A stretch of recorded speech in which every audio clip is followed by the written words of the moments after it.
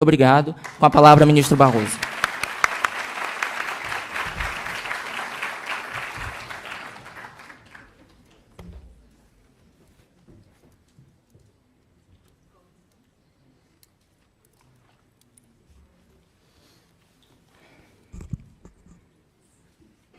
My dear friends, ladies and gentlemen, dear Professor Francisco Paniza, last year I was here with great pleasure, and I prepared my talk in English, and I was asked to deliver it in Portuguese.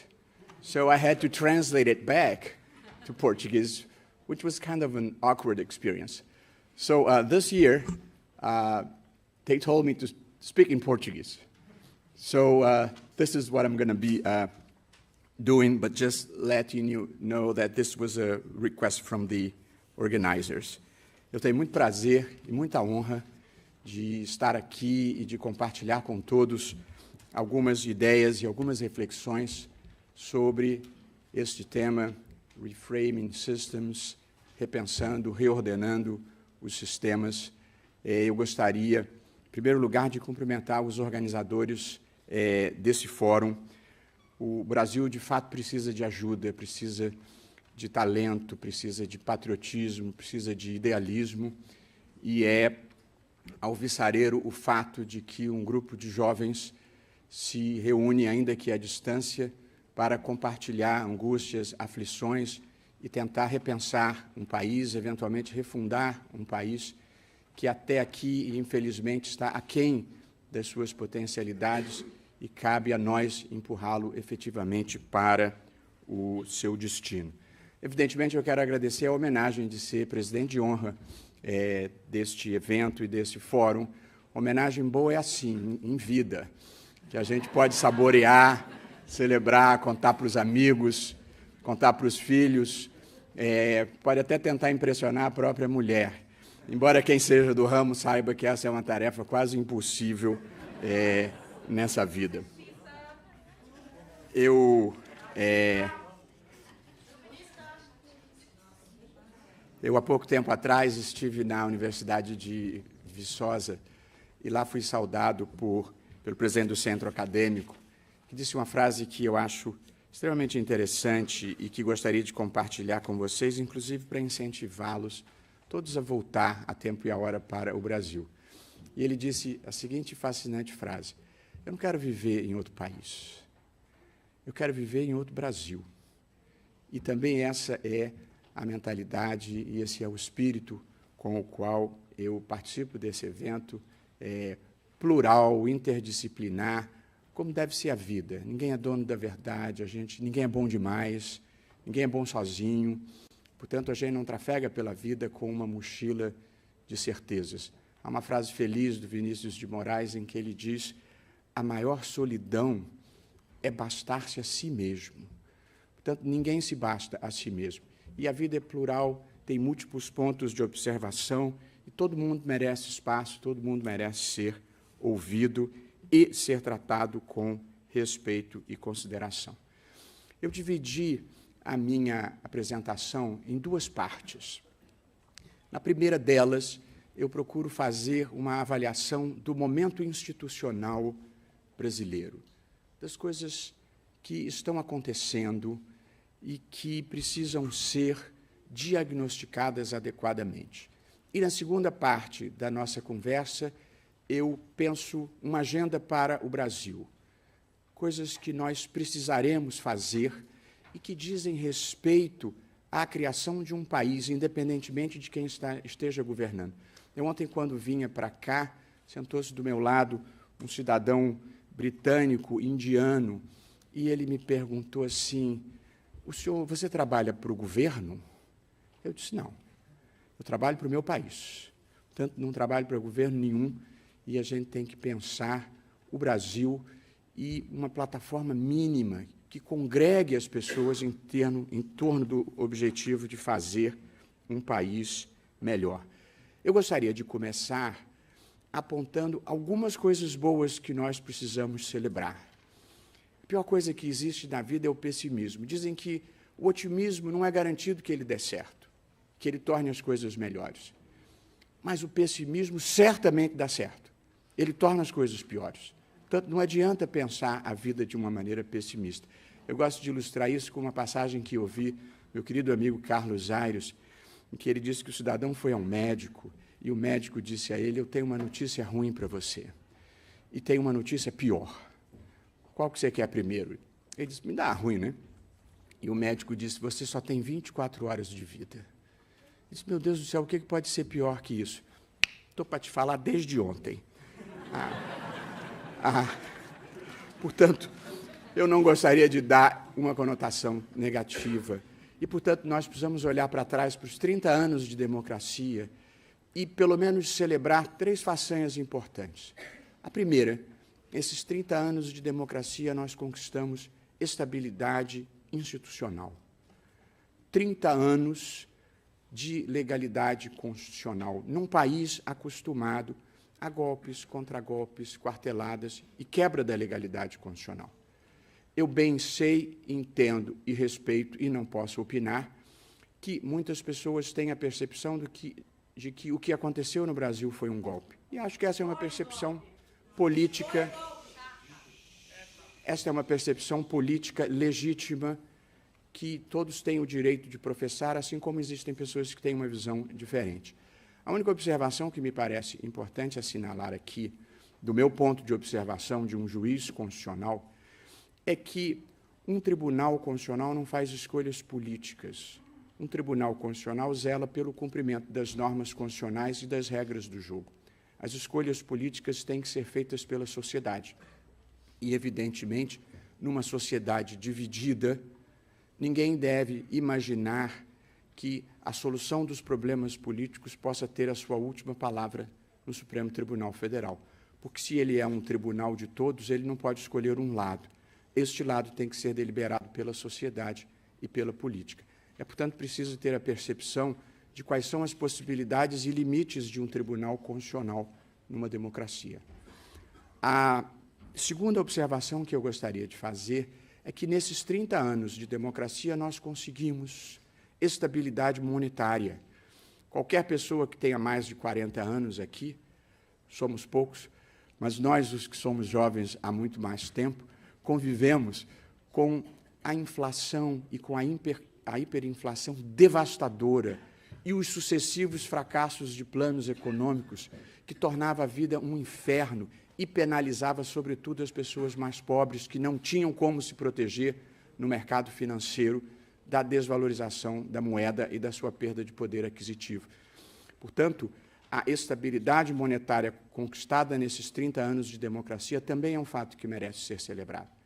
E o terceiro fato que merece ser celebrado nesses 30 anos de democracia é a expressiva inclusão social que nós tivemos no Brasil nas últimas décadas e nesses 30 anos de democracia, em que mais de 30 milhões de pessoas saíram da faixa da miséria absoluta. O Brasil teve o maior crescimento de índice de desenvolvimento humano da América Latina nesses 30 anos. Tivemos um aumento expressivo na expectativa de vida, tivemos um aumento expressivo no acesso à educação e ampliação dos anos que as pessoas permanecem nas escolas.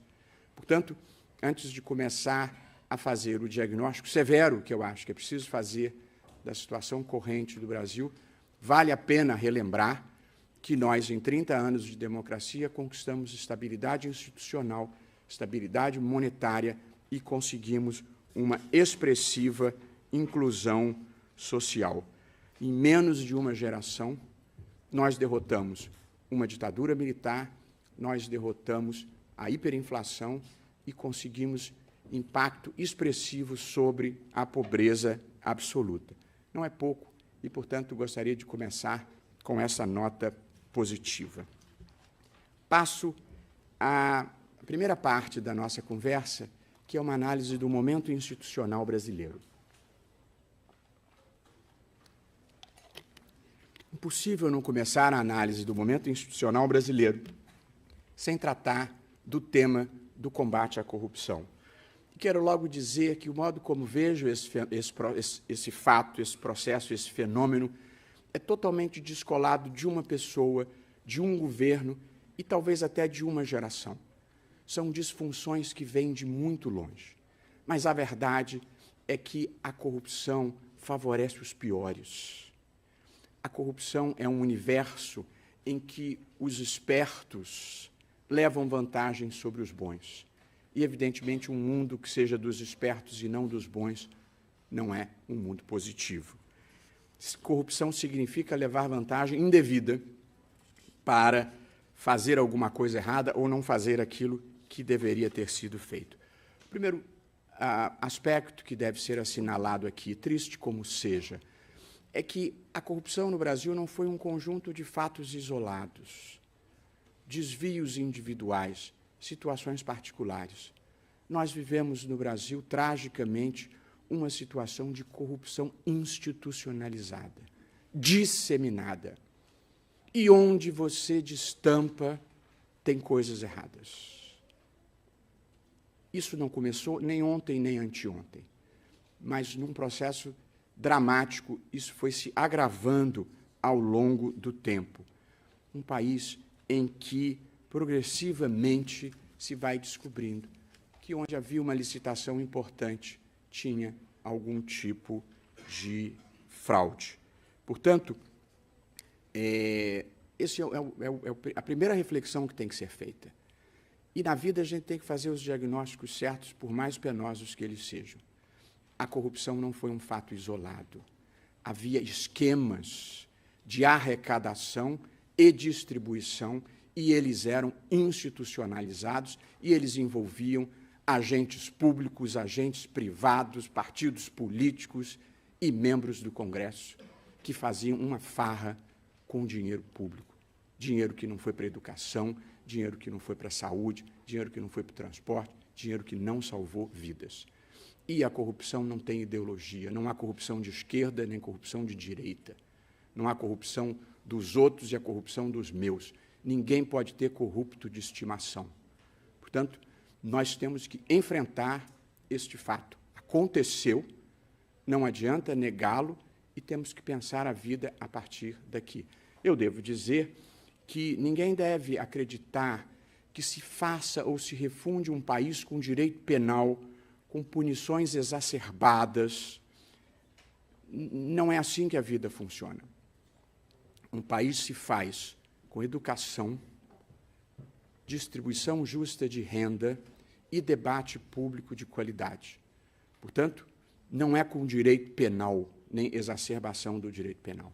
Dito isso, porém, a verdade é que um direito penal absolutamente incapaz de atingir qualquer pessoa que ganhe mais do que 5 salários mínimos criou um país de ricos delinquentes, em que a corrupção passou a ser um meio de vida para muitos e um modo de fazer negócios para outros. Houve um pacto espúrio entre a iniciativa privada e o setor público para desviar esses recursos. E não é fácil desfazer esse pacto, como qualquer pessoa que esteja assistindo o que se passa no Brasil poderá testemunhar. Porque essas pessoas que desviaram esses recursos tantos anos, eles têm parceiros em toda parte. Têm parceiros até onde seria menos de se esperar. E, portanto, não é certo ainda que a gente tenha mudado essa mentalidade. Eu acho que o Brasil vive um momento parecido com um filme do Woody Allen chamado Match Point, em que a bola bate na rede logo ao início do filme e sobe. E por uma fração de segundos não se sabe bem de que lado que a bola vai cair. Portanto, nós precisamos ter certeza de que essa bola vai cair do lado certo, porque senão nós vamos continuar muito parecido com o que sempre fomos, trotando na história e sendo liderados pelos piores. A corrupção chegou a esse nível, a meu ver, por duas razões, por múltiplas razões, mas é possível apontar duas. A primeira delas é a impunidade. As pessoas eram honestas se quisessem, ou se não quisessem, porque nada acontecia. Essa é uma mentalidade que nós estamos procurando modificar. Não é fácil, porque há uma tradição de 500 anos de que as elites brasileiras podem fazer aquilo que melhor lhes aprouver, em proveito próprio, e nada acontecerá. Portanto, não é fácil mudar esta mentalidade e, efetivamente, punir as pessoas que praticaram os delitos. Mas, sem punitivismo, respeitando o devido processo legal, o direito de defesa, a Constituição e as leis, se nós fizermos o arrego que sempre se fez no Brasil, nós não estaremos dando o exemplo para as novas gerações de que ser honesto vale a pena. O segundo grande problema que gerou essa escala de corrupção, eu penso, é o sistema político brasileiro. O processo civilizatório, vejam, todas as pessoas têm em si o bem e o mal.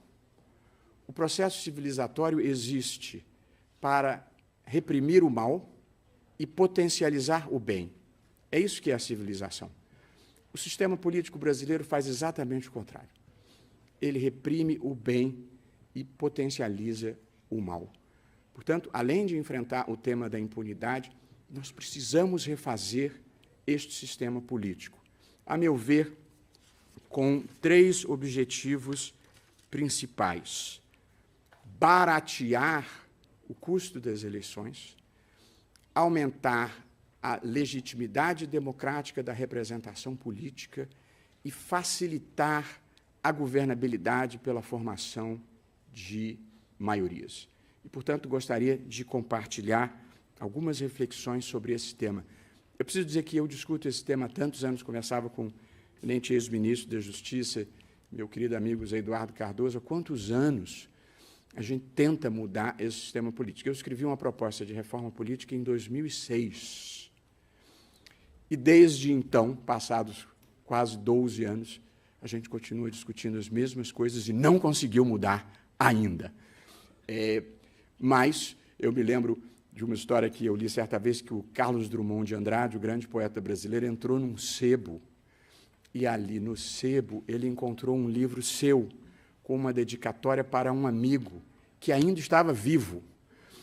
Ele tomou-se de grande indignação, comprou o livro e mandou para o amigo de novo, escreveu para fulano de tal, insistentemente. Bom, estou mais ou menos na mesma situação.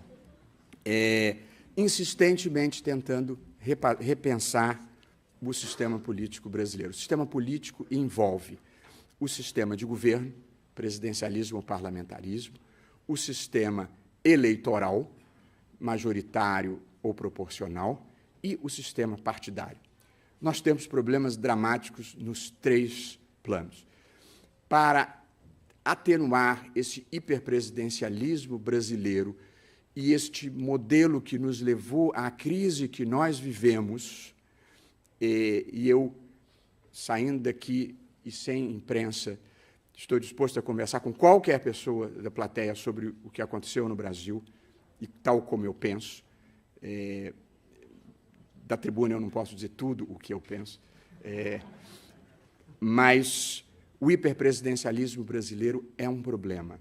E, portanto, uma proposta antiga de um semipresidencialismo, modelo francês, modelo português, com eleição direta para presidente da República, competências importantes no presidente da República, mas competências de Estado, e não o varejo da política, que deveria ficar com um primeiro-ministro, este sim sujeito às tempestades, aos vendavais da rotina da política e da sustentação política, e, portanto, um modelo em que você possa fazer as mudanças na gestão política ordinária sem comprometer a estabilidade e sem passar pela crise que nós passamos no ano passado.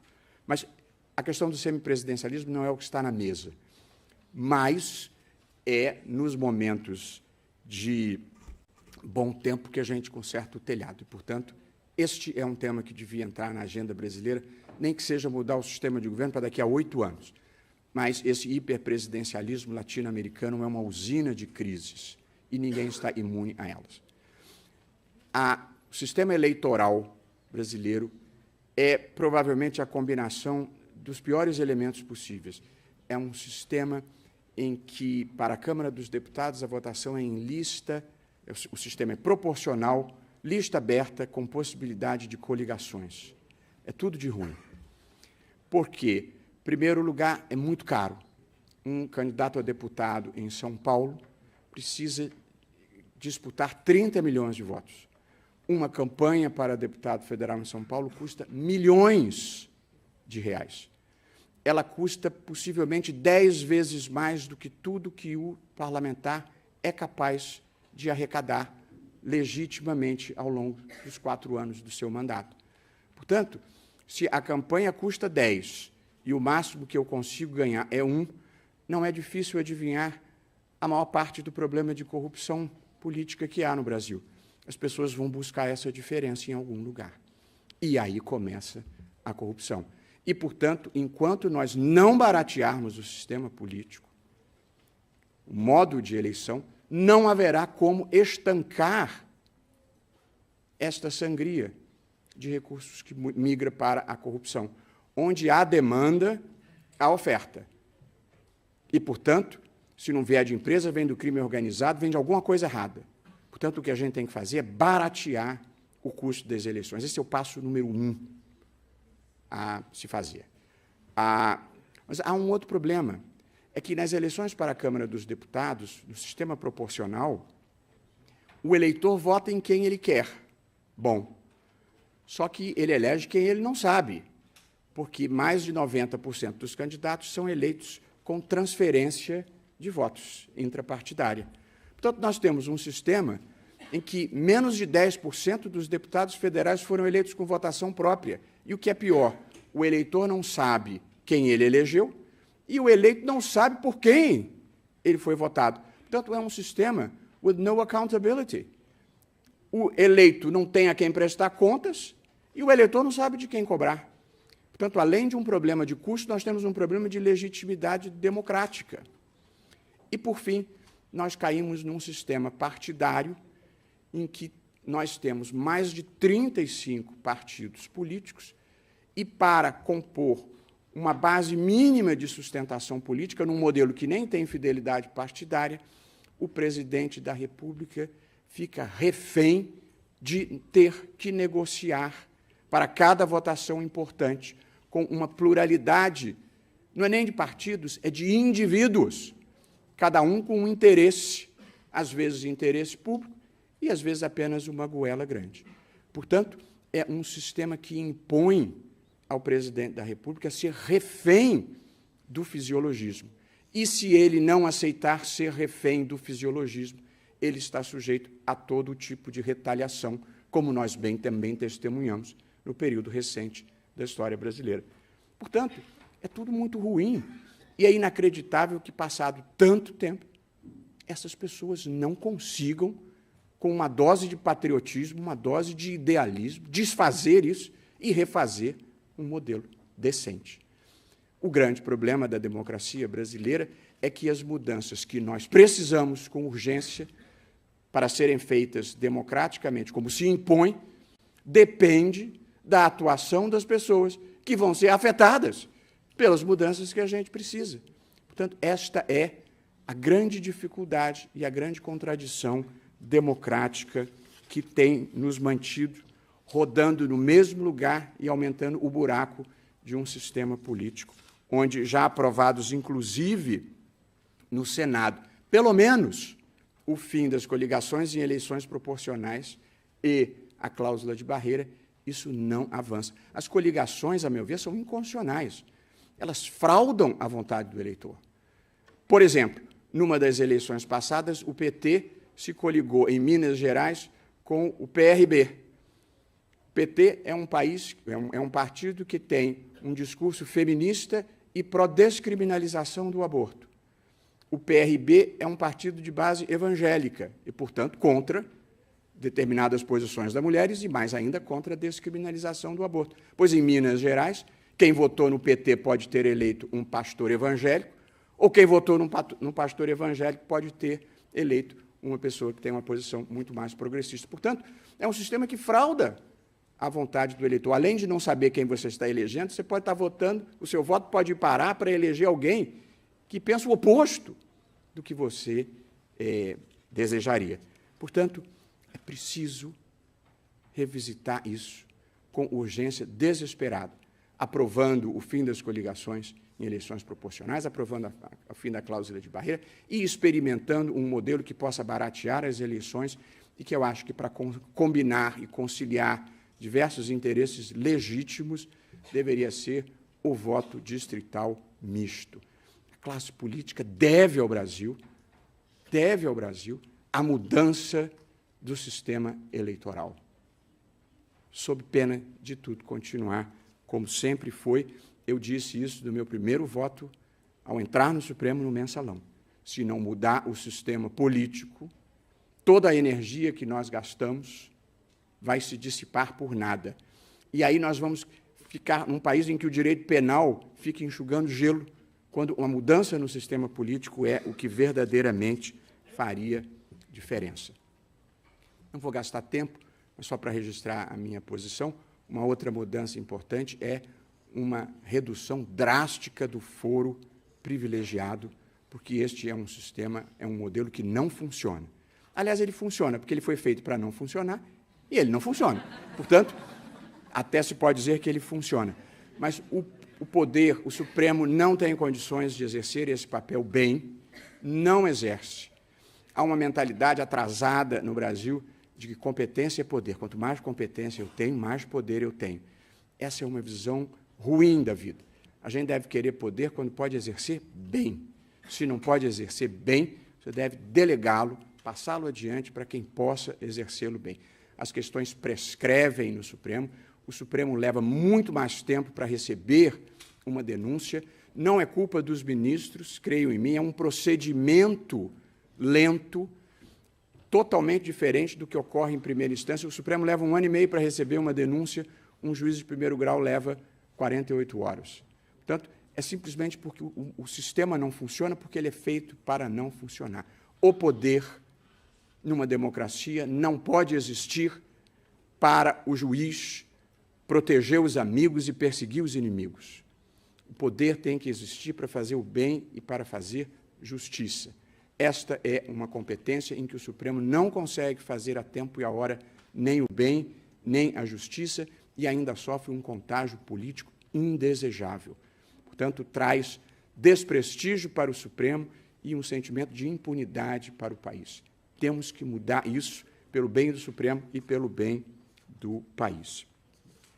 Um último tópico, antes de passarmos para uma agenda propositiva, diz respeito um pouco a esse papel que o Poder Judiciário tem exercido no Brasil.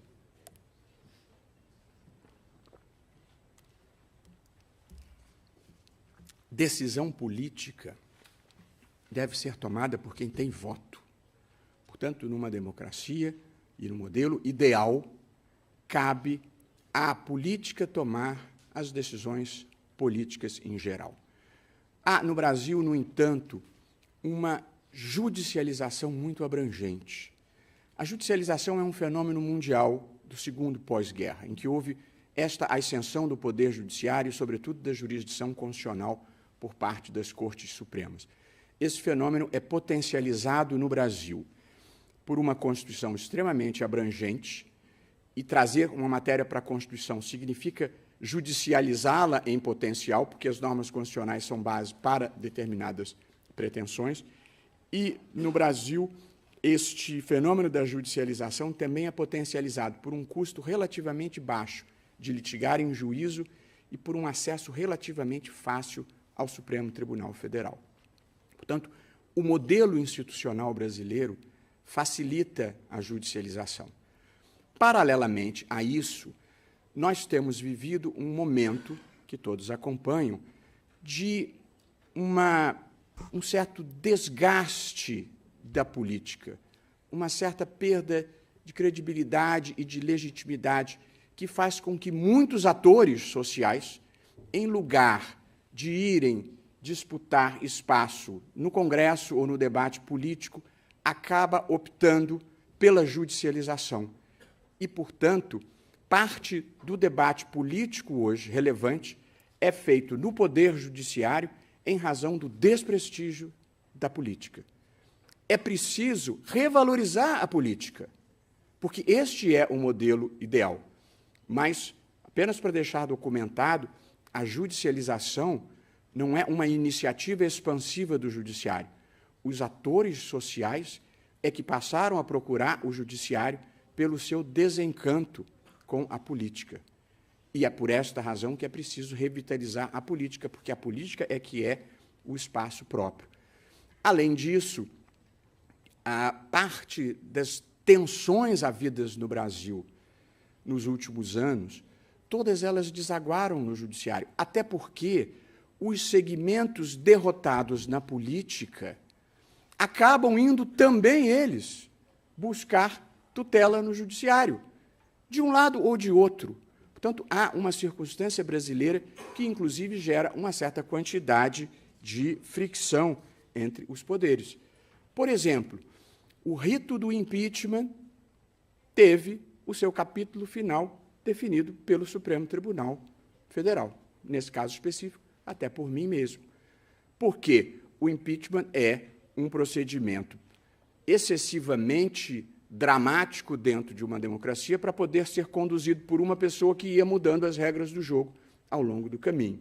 E aí, o Supremo, a meu ver, acertadamente, parou o jogo e disse: as regras têm que ser pré-definidas, as regras vão ser as mesmas que valeram para o presidente Collor em 1992 e, portanto, o jogo recomeçou de acordo com aquelas regras, gerando, evidentemente, uma fricção entre o Supremo Tribunal Federal e o Legislativo naquele momento. A verdade, respeitando aqui novamente as posições diversas, o Supremo se animou a intervir para impor um procedimento pré-definido, porque a democracia impunha isso, mas depois o Supremo não se dispôs a refazer o julgamento de mérito do Poder Legislativo, certo ou errado, sobre isso eu não posso falar aqui, mas mérito político. E mérito político, para bem e para mal, não é papel do Supremo Tribunal Federal arbitrar. Outro problema, outra fricção foi o afastamento do presidente da Câmara dos Deputados, tanto da presidência da Casa quanto do seu mandato. Novamente, um momento de tensão protagonizado pelo Poder Judiciário, convencido de que este ator político interferia indevidamente com investigações que estavam em curso. Outro momento de fricção foi quando o Supremo entendeu que quem esteja denunciado criminalmente com denúncia recebida pelo Supremo não pode figurar na linha sucessória do presidente da República. Outro momento de fricção política foi a prisão de um senador da República, documentadamente flagrado, tentando interferir com uma determinada investigação. Outros momentos importantes foram descumprimento no Poder Legislativo do processo legislativo, desrespeitando a Constituição e a vontade das maiorias. Todas essas intervenções e todas essas judicializações, a meu ver, foram necessárias e acho que o Supremo atuou como deveria ter atuado. Mas eu estou pontuando esses episódios para deixar evidenciado esta expansão da judicialização e como o Supremo Tribunal Federal passou a ser o cenário do capítulo final de muitas disputas no Brasil, não por escolha, mas por circunstâncias da Constituição e da vivência brasileira. Minha posição sobre judicialização, que é diferente de ativismo. Judicialização é a possibilidade de ir ao judiciário. Ativismo é a atuação mais expansiva do judiciário quando interpreta a Constituição. E, embora ativismo tenha assumido uma conotação negativa como exercício impróprio do Poder Judiciário, portanto, é preciso encontrar outra palavra, mas ativismo judicial é como o colesterol, tem do bom e tem do ruim.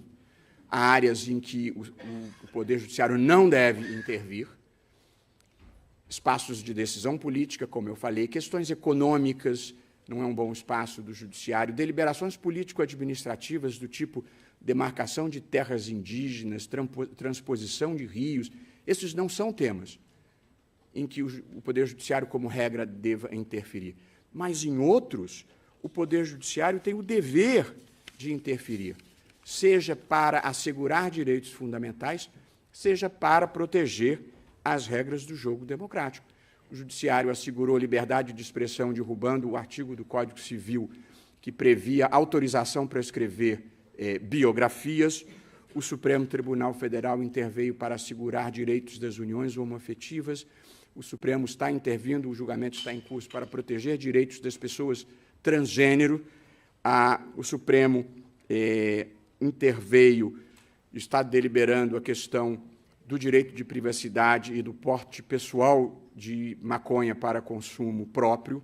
Portanto, há questões que um tribunal tem que intervir e há outras que ele não deve intervir. Mas na proteção dos direitos fundamentais e na imposição, por vezes, de uma agenda iluminista mínima para o país e para a proteção das regras do jogo democrático, se o Supremo não intervier, não haveria alternativa possível e democrática. Agora, evidentemente, como tudo que é humano e tudo que é dessa vida, o Supremo Tribunal Federal também erra. E tem decisões das quais eu divirjo, e tem decisões que eu acho que, inclusive, produziram efeitos negativos de longo prazo. Eu certamente incluiria, dentre essas, a que declarou inconstitucional a cláusula de barreira e que, de certa forma, permitiu essa multiplicação de partidos que nós ainda hoje temos no Brasil. Eu gosto de selecionar também, como uma decisão que deve figurar em qualquer futura antologia de barbaridades jurídicas, a decisão do Supremo que manteve o monopólio postal da empresa de Correios e Telégrafos na era da internet. É mais ou menos como aparar vento com as mãos. Quer dizer, por decisão do Supremo, os Correios ainda detêm o monopólio postal. Detém o monopólio do que não dá lucro, que é levar carta. Portanto, é uma decisão que não para de pé com todas as vênias de quem pense diferentemente. Portanto, muito rapidamente, com a superficialidade inevitável de quem tem um prazo determinado para falar, este é um passeio sobre alguma das nossas vicissitudes atuais, eu diria. A questão do combate à corrupção, a necessidade imperativa de reduzir o foro privilegiado, a aflição desesperada com que nós precisamos de uma reforma política e a necessidade de restituir a política no centro do sistema político brasileiro, como é nas democracias em geral. Quando o Congresso Nacional deliberou sobre a possibilidade de pesquisas com células-tronco embrionárias, deu traço no Ibope. Nenhum debate público. Quando o Procurador-Geral da República propôs uma ação perante o Supremo para discutir e sustentar a inconstitucionalidade das pesquisas com células-tronco embrionárias, houve um debate nacional no país. Portanto, evidentemente, há uma distorção em que os temas se tornam debates nacionais quando chegam no judiciário e não quando tramitam pelo Poder Legislativo. A gente na vida, e, portanto, acho que esse é um diagnóstico importante. É preciso recuperar e redignificar a política para que ela volte a ocupar o espaço que lhe é próprio. E acho que esse é o diagnóstico mais importante a ser feito no Brasil atual. Restabelecer o espaço de dignidade da política. Se a gente errar o diagnóstico, não há como a gente acertar na solução. Eu lembro da história do sujeito, história antiga, quando o velho samurai da VASP fazia a viagem da ponte aérea Rio-Niterói, ele começou a chacoalhar em turbulência, o sujeito começou a passar mal e vomitou, encheu um saquinho, vomitou, encheu outro saquinho, veio era um moço aflito e falou: o senhor está com falta de ar? Ele disse: não, minha senhora, estou com falta de terra. Portanto, a gente na vida tem que saber qual é o problema que a pessoa está passando para não dar a medicação equivocada. E com isso nós passamos à segunda parte da nossa conversa, que é pensar uma agenda para o futuro, que independe de governo. Há coisas na vida que independem de governo. E aquela história, você trabalha para o governo? Não, eu trabalho para o meu país. Portanto, não importa de que lado você esteja do espectro político. Há coisas que a gente precisa fazer. Uma outra distorção que a política criou é: eu tento fazer, não consigo. Se o outro está no meu lugar, eu não deixo ele fazer também. O que nós verificamos, e isso é multipartidário no Brasil. Portanto, eu não consegui fazer a reforma da Previdência que eu queria. Ah, mas também não vou deixar você fazer a sua. Portanto, esta é uma instância em que a política derrota o patriotismo. É muito ruim. Portanto, a gente tem que ter compromissos com denominadores comuns mínimos de bem para o país que transcenda esse interesse imediato da disputa eleitoral. Eu penso que uma agenda progressista para o Brasil, e aí vai uma visão de mundo, evidentemente, ela deve incluir democracia, livre iniciativa e justiça social. Esse é o tripé de uma agenda brasileira. Nessa agenda brasileira, que eu acho importante, uma das coisas que nós precisamos fazer no Brasil é valorizar a iniciativa privada, o empreendedorismo e a inovação social. Nós criamos um país que, há 500 anos, tem um Estado muito poderoso e as pessoas, as empresas, são viciadas em Estado. Tudo no Brasil depende desse oficialismo, de empresa de telefonia, a fantasia de carnaval, tudo esperando financiamento público, tudo esperando dinheiro público, favor do presidente, favor do governador, favor do prefeito, que registra a presença do eminente ex-prefeito de São Paulo, Dr. Fernando Haddad. Portanto, não pode ser um país em que tudo depende, nós precisamos de livre iniciativa. Nós criamos um modelo de capitalismo de Estado que era justificável quando ele começou, porque a alternativa era entregar setores estratégicos à iniciativa privada estrangeira. E, portanto, criou-se um certo capitalismo de Estado. Fábrica Nacional dos Motores, na década de 40, Companhia Siderúrgica Nacional, Chesf, depois vem década de 50, Petrobras, Banco Nacional de Desenvolvimento Econômico, o antecessor do BNDE. Depois vem o regime militar, que, paradoxalmente, criou dezenas, quando não centenas, de empresas estatais. A estatização no Brasil é um fenômeno do governo militar. E, portanto, esse capitalismo de Estado gerou na sociedade brasileira a ideia de que capitalismo se faz com benesses, favores, licitações discutíveis, concorrências com favorecimento, latifúndios que são protegidos. Portanto, a sociedade brasileira ainda tem uma visão ruim da livre iniciativa que nós precisamos derrotar, porque o que a história demonstrou é que a livre iniciativa é melhor geradora de riquezas do que o modelo estatizante e de planejamento central. Não é porque eu quero, eu já fui militante da outra crença. Mas a gente tem que respeitar a história. E os fatos demonstraram que a livre iniciativa é a melhor geradora de riqueza. Portanto, quem tem compromissos com a causa da humanidade tem que se preocupar em como distribuí-las. Mas já não há dúvida histórica, neste momento, de como elas devem ser geradas. Portanto, nós precisamos superar este preconceito na sociedade e, evidentemente, precisamos convencer os empreendedores brasileiros que capitalismo é feito de risco, concorrência e igualdade entre os atores econômicos.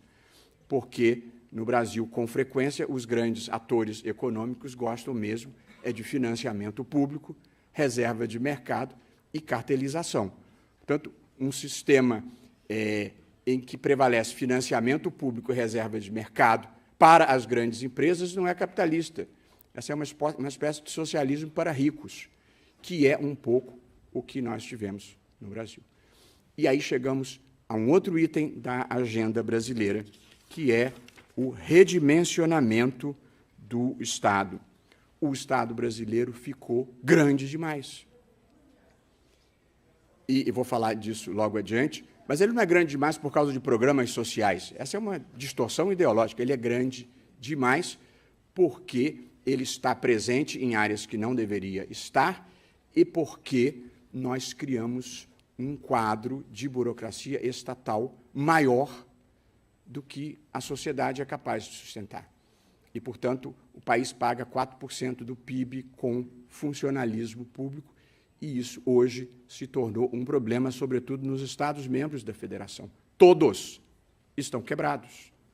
Os Estados estão tomando dinheiro emprestado para pagar salário. E, além de pagar salário, tem custeio, tem que manter a polícia, tem que manter os hospitais e tem que fazer algum tipo de investimento, senão você fica estagnado. Portanto, se você está pegando dinheiro emprestado para pagar salário, significa que você não está podendo fazer mais nada. O que, evidentemente, revela o superdimensionamento do Estado no Brasil. E aqui eu gostaria de contribuir para desfazer o dogma falsamente progressista de que onde está o Estado, ali você vai ter justiça social e melhor distribuição de riquezas. É mentira. O Estado brasileiro é um Estado apropriado privadamente, de longa data, como os fatos que estão na imprensa bem revelam.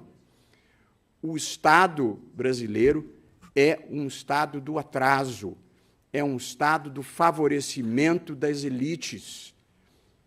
E, portanto, um mercado regulado adequadamente é muito mais democrático do que esse Estado corrompido e apropriado privadamente que nós temos no Brasil. Portanto, é preciso acabar com esse dogma de esquerda antiga e atrasada e ser progressista. Ser progressista no Brasil, muitas vezes, significa enfrentar uma direita reacionária e uma esquerda conservadora. Conservadora de dogmas superados pela história e conservadora de privilégios corporativos. Tanto ser progressista no Brasil hoje significa ter inimigos à direita e à esquerda. Progressista identificado como compromisso com o avanço social, com a emancipação das pessoas e de fazer com que elas tenham uma vida melhor. Portanto, redimensionar o Estado, que seja um bom regulador, que seja um bom distribuidor de riquezas, mas não esse Estado que é um protagonista desastrado de iniciativas políticas e econômicas. Há um conjunto de reformas que são imprescindíveis, que eu gostaria também de compartilhar.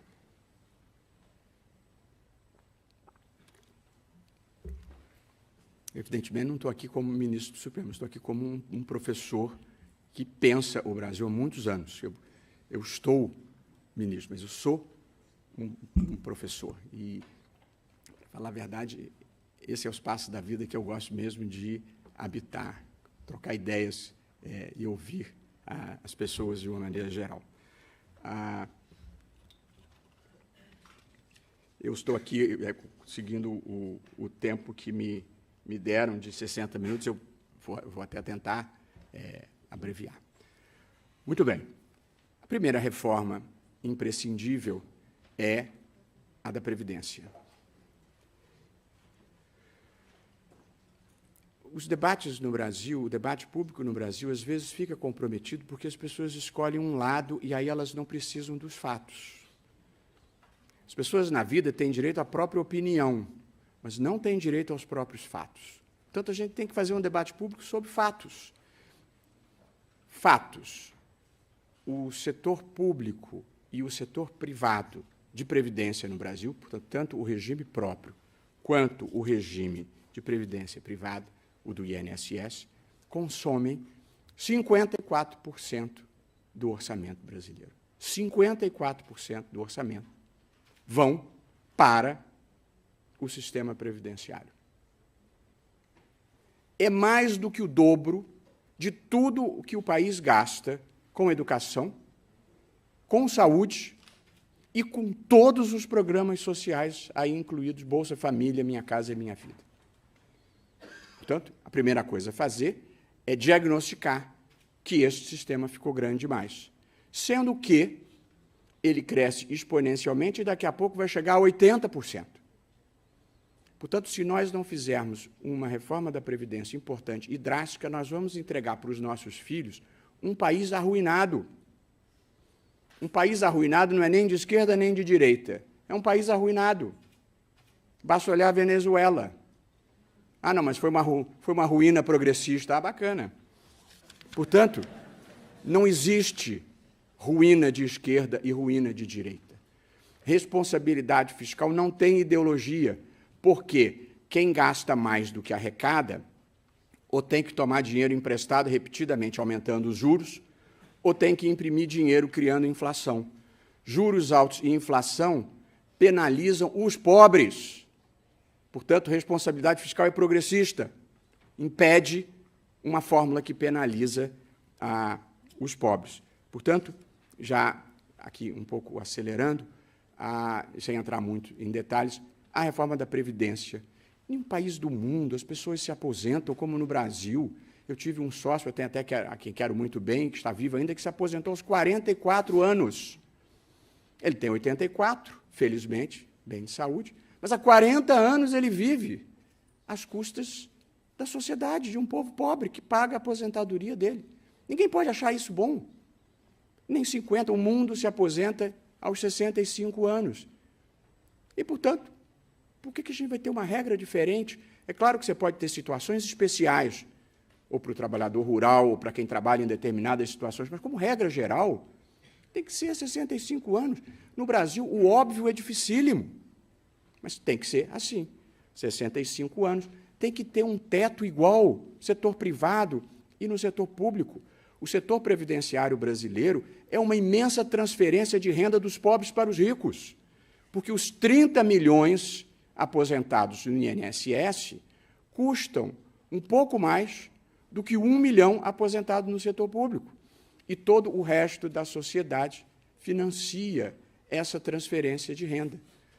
Portanto, quando eu vejo um pobre contra a reforma da Previdência, me dá uma tristeza imensa, porque ele não sabe que ele está pagando aposentadorias nababescas de um sistema que é feito para tirar dinheiro dele.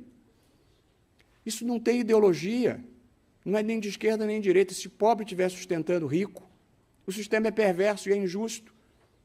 Portanto, esse é o sistema que tem que mudar. A reforma tributária, eu vou passar batido, é preciso simplificar o sistema. Todas as empresas gastam uma fábula com compliance tributário e é preciso fazer um sistema menos regressivo. A tributação no Brasil, parte expressiva dela, é baseada em impostos indiretos, IPI, ICMS e ISS, basicamente IPI e ICMS, impostos que incidem sobre o consumo, de modo que, tirando a cesta básica, impostos que eu e o meu caseiro pagamos o mesmo percentual. Não pode ser justo. Portanto, nós tributamos demais o consumo, tributamos de menos renda e capital.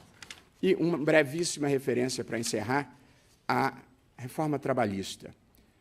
De novo, a gente na vida tem que trabalhar com fatos e não com escolhas ideológicas prévias. O Brasil, sozinho, tem 98% das reclamações trabalhistas do mundo. O Citibank saiu do Brasil na operação de varejo, porque tinha 1% da sua receita no Brasil e 93% das reclamações trabalhistas. Eu quero dizer que sou a favor da justiça do trabalho, tenho amigos na justiça do trabalho, sou a favor dos direitos dos trabalhadores, núcleo fundamental, não é isso que está em questão. Mas há alguma coisa errada num sistema em que o Brasil sozinho tem mais reclamação trabalhista do que o mundo inteiro. E, portanto, nós precisamos pensar também neste capítulo. Uma palavra sobre educação. Não vou poder entrar em detalhes, a doutora Cláudia Costin estará aqui e ela é a grande especialista nisso, mas um comentário eu gostaria de fazer, porque eu fiz ele aqui no ano passado e fiquei com ele na cabeça e elaborei um pouco mais. Alguém tinha me feito uma pergunta.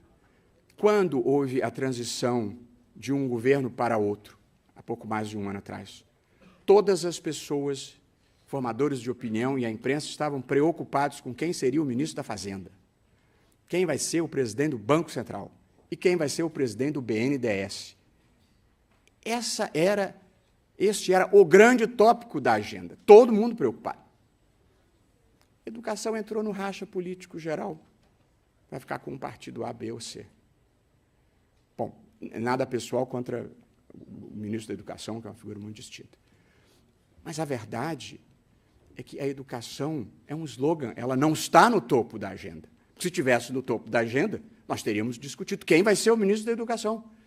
Portanto, minha proposta em matéria de educação nós vamos dar à educação a mesma dignidade que nós damos à economia. E, portanto, vamos pensar quem são os melhores nomes, quais são os projetos que mais deram certo nos outros países, quem sabe uma boa consultoria internacional, se for necessário, e ter projetos de curto, de médio e de longo prazo para ensino básico e para a universidade, que precisa urgentemente de pensamento crítico e ser repensado. Um modelo em que todo ano tem 3 meses de greve, ninguém pode achar que presta. Portanto, é um sistema que tem que ser repensado. Nós estamos atrás de todos os nossos concorrentes em matéria de educação superior. Índia, China, Rússia. Nós estamos atrás até da América Latina em matéria de ensino superior. Portanto, é preciso repensar modelos diferentes de financiamento da universidade pública e fazer concursos e ter aulas em inglês, em português e em espanhol, fazer concursos mundiais, trazer gente boa onde tiver e criar uma nova universidade no Brasil que não seja pendurada no Estado. O Estado tem deveres, mas a universidade tem que ser capaz também de caminhar com as próprias pernas. Eu tinha, mas agora vou precisar encerrar, porque os organizadores me pediram para acabar um pouquinho antes, uma agenda social.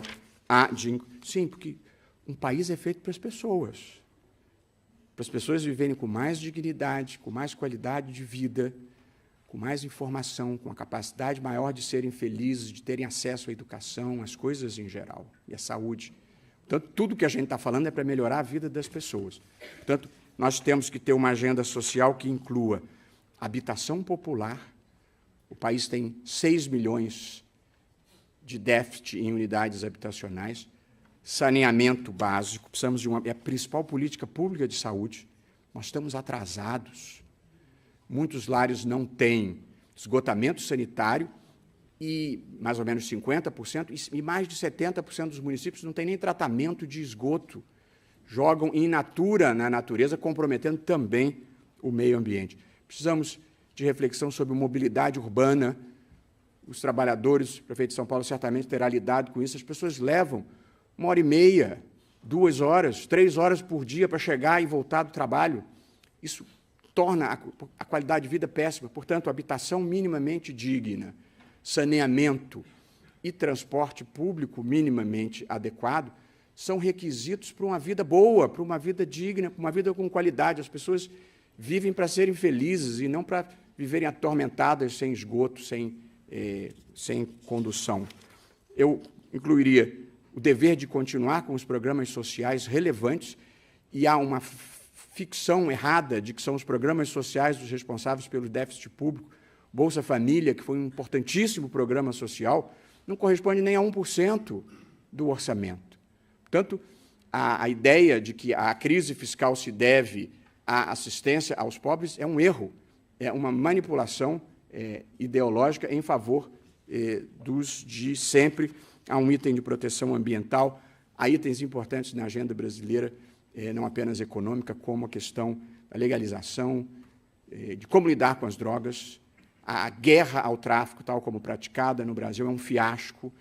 Temos 200 mil jovens presos por delitos associados às drogas, entram sem nenhuma periculosidade, saem feras dominadas pelas facções. Temos um item importante na agenda de descriminalização do aborto, que é uma medida importante, não importa o que cada um pense para si e filosoficamente, para não penalizar mulheres pobres.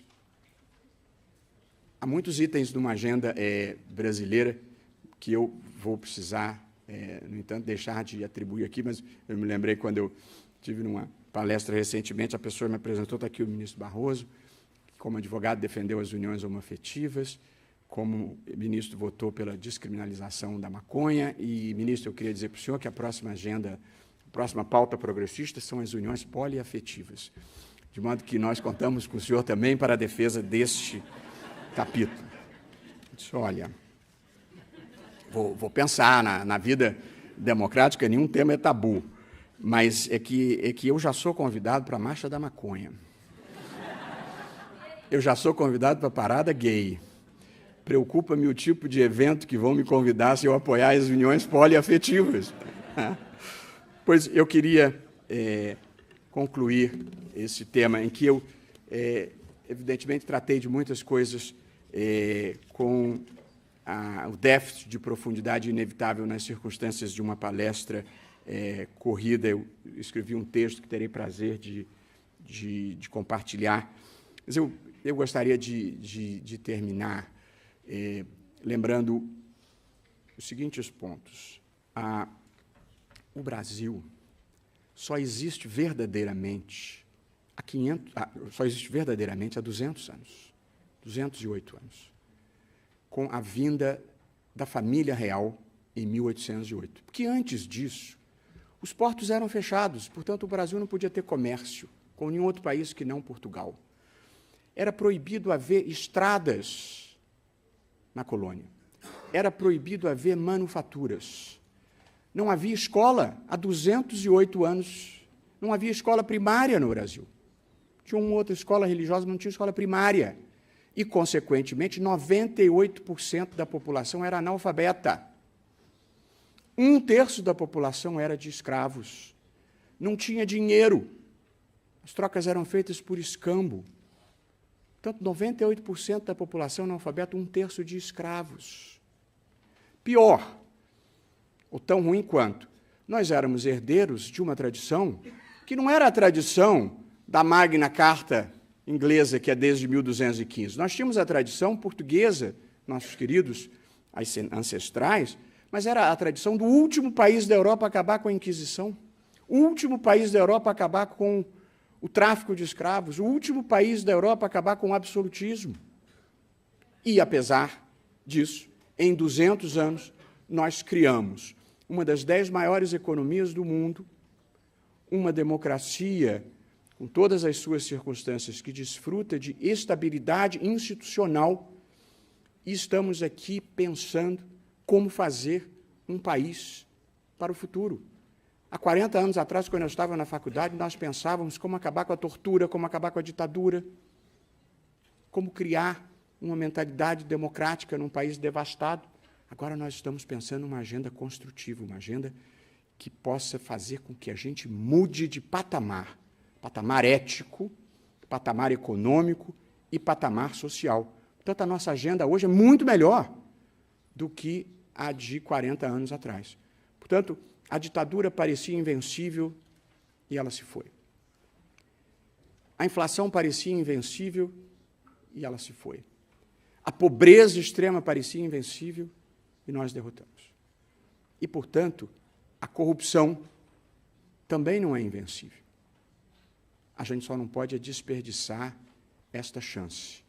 Eu li uma frase esses dias que achei interessante, era em inglês mesmo, que dizia assim: Life is not about waiting for the storm to pass. Life is about learning to dance in the rain. A vida não é esperar a tempestade passar. A vida é aprender a dançar na chuva. Portanto, eu penso que, apesar de todas as circunstâncias, nós estamos fazendo um país melhor. Pode não parecer, mas nós estamos mudando o Brasil para um patamar acima. Não é só que nós pioramos, é que nós ficamos mais exigentes. Não é só que o país piorou, nós ficamos mais exigentes. Nós queremos mais. E é isso mesmo que pessoas como vocês ajudarão a fazer. E, evidentemente, enquanto não chega um mundo ideal, eu me movo pelo seguinte slogan pessoal: não importa o que esteja acontecendo à sua volta, faça o melhor papel que puder. Obrigado.